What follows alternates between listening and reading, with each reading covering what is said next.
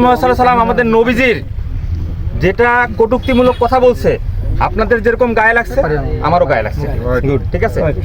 এবং আমি আপনাদের উপজেলা নির্বাহী অফিসার, আমার অফিসার ইনচার্জ মহোদয় উনি আছেন, আমরা কথা দিচ্ছি তাকে অ্যারেস্ট করা হবে, আলহামদুলিল্লাহ, ঠিক আছে।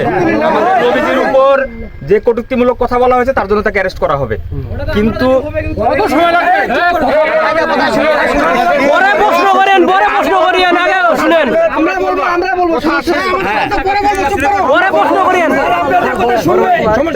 আমি বলবো হালকা এদিক করবো একটু, সেটা হচ্ছে তাকে অ্যারেস্ট করা হবে, আমি কথা দিচ্ছি। এবং দ্বিতীয় কথা হচ্ছে তার কটূক্তিমূলক কথার জিম্মেদার কি তার বাবা মা? আমাকে শুধু একটু কথার উত্তর দেন। তাহলে আমরা এখানে আসছি কেন বলেন দেখি? আমরা তো কথা দিচ্ছি, যে আমি বললাম, কথা দিলাম, আমার ওসি সাহেব কথা দিল, আমরা অলরেডি কিন্তু সকাল থেকেই কাজ করতেছি, এমন না যে আমরা চুপচাপ বসে আছি। আমি কিন্তু সকাল ওসি সাহেবের সাথে কথা বলছি এবং বলছি যে অ্যাজ সুন অ্যাজ পসিবল তাকে অ্যারেস্ট করতে হবে। এবং ওসি সাহেবেরও সেই একই কথা, স্যার আমরা কাজ করতেছি এবং আমরা কিন্তু অলরেডি খুবই কাছাকাছি তাকে ধরার। কিন্তু আমরা আলটিমেটলি এখানে বাসায় এসে তার বাবা মা, সে তো আর তারা তো আর এই দোষের ভাগিদার না, তাদেরকে আমরা এই কাজ করার কি দরকার আছে? আমরা সকলেই জানি আমাদের কোরআন শরীফে সূরা আসর আছে। সূরা আসর সম্পর্কে জানেন? বলা আছে ওয়ালাস ইন্নাল ইনসানা লাফি খুসর ইল্লাল্লাযিনা আমানু ওয়া আমিলুস সলিহাত ওয়া তাওয়াসাউ বিল হাক্কি ওয়া তাওয়াসাউ বিস সবর। অর্থাৎ সেই মহাকালের শপথ, নিশ্চয়ই মানুষ ক্ষতিগ্রস্ত। শুধু তারা নয়, যারা সৎকর্ম করে এবং বিশ্বাস স্থাপন করে এবং তাকিদ করে সৎ পথের এবং কিসের, সবার শেষ কথাটা সবরের, অর্থাৎ ধৈর্যের। আপনাদের কাছে অনুরোধ থাকবে ধৈর্য ধরেন। আমরা তো দুজন কথা দিচ্ছি যে তাকে অ্যারেস্ট করা হবে, এইটাই তো আপনারা চান নাকি? খালি অ্যারেস্ট করলে হবে স্যার? আমরা ফাঁসি চাই। আগে অ্যারেস্ট করা হবে, আমার ফাঁসি হবে না কি হবে? তখন অ্যারেস্ট প্রক্রিয়া অনুরোধ, আমার কথা শুনেন, আগে অ্যারেস্ট করা হবে। এটা স্যার কথা বলতেছে শুনেন, আমাদের স্যার যে বলছে তার গায়ে লাগছে মানে আমার গায়েও লাগছে, আমিও তো মুসলমান, আমি কিন্তু নামাজ পড়ি। তো যাই হোক,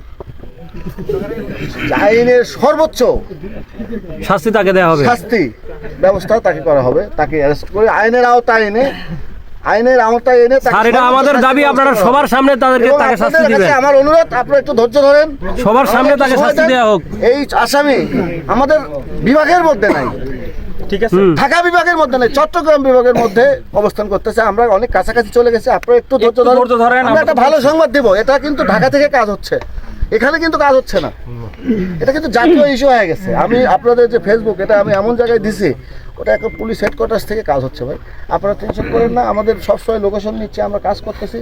এবং আমরা এবং ইউনো ছাড় সকাল থেকে এই ব্যাপারটা নিয়ে আমরা তো আপনারা 11টা মানববন্ধন করছেন, আমরা কিন্তু সেই সকাল থেকে ভোরবেলা মানববন্ধন করেন, সমস্যা নেই, আমরা কিন্তু ভোরবেলা থেকে আপনাদের মানববন্ধন করেন না, আমরা সকাল থেকে কিন্তু আপনাদের কথার বাহিরেও আমরা নিজ থেকে আগে থেকেই চেষ্টা করতেছি। এমন না যে আপনারা ফোর্স করছেন, মানে জি জি কে 24 ঘন্টা সময় দিচ্ছে? একজন কথা বলো। আসসালামু আলাইকুম। যেহেতু এটা আমাদের একটা ধর্মীয় বিষয়, এটা কোনো পলিটিক্যাল বিষয় না, ঠিক আছে।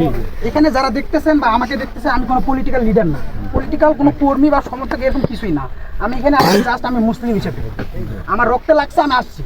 অনেকের রক্তে লাগে না, অনেক বড় বড় পলিটিক্যাল লিডার আছে, বাসায় বসে হয়তো এসিতে বাতাস চাতা খাইতেছে, ঘুমাইতেছে, আমরা এখানে হুদায় পেল ফেলাইতেছি, এরকম কিছু মনে করতেছে। আমার কথা হচ্ছে কি, এখানে কে আসলো কে আসলো না এগুলো আমার দেখার দরকার নাই।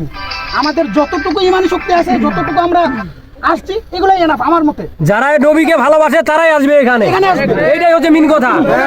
স্যার শুনেন, স্যার কথা শুনেন, এখানে অনেকগুলো লোক কিন্তু জড় হয়েছে, অনেকগুলো মানুষ। আমি আমাদের থেকে অনেক জুনিয়র, অনেক ছোট ব্যাগগুলো থেকে সিনিয়র, আপনারা আমাদের থেকে সিনিয়র। কথা হচ্ছে কি, এই যে মানুষগুলো আছে, আপনারা সকাল থেকে আছে এখানে, সকাল থেকে এখানে অবস্থান করতেছে কি জন্য? সকাল থেকে এখানে অবস্থান করছে শুভজিতের বিচারের জন্য, তাকে গ্রেফতার করার জন্য। আমার কথা হচ্ছে, আপনারা যদি এই শুভজিৎকে গ্রেফতার করার সময়টা দীর্ঘায়িত করেন, তাহলে এই মানুষগুলোকে কন্ট্রোল করবে কি? আপনি করবেন? আমি করব? আমি এখানে কতক্ষণ থাকবো? আমি সারাদিন বসে থাকবো? এই সেই কোলাঙ্গার পাল্লে একে ধরিয়ে দিন পুলিশের হাতে।